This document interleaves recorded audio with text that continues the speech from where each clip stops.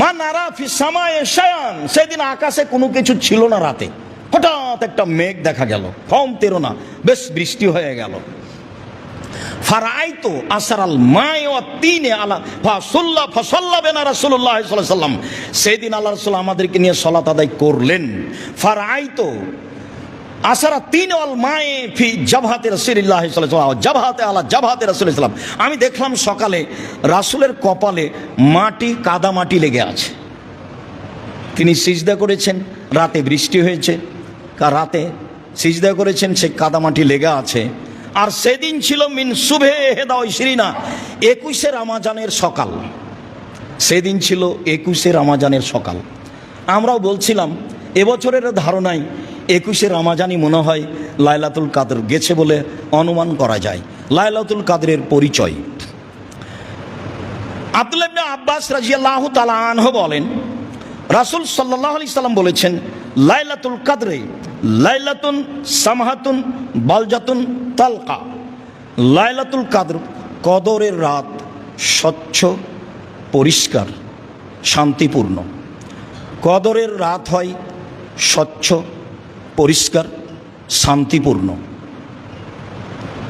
লা বারেদাতুন ওয়ালা হাররা, কদরের রাত শীত গরম থেকে মুক্ত হয়।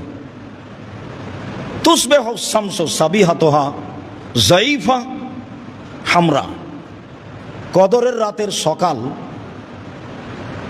সূর্যের কিরণ হবে দুর্বল এবং লাল বর্ণের।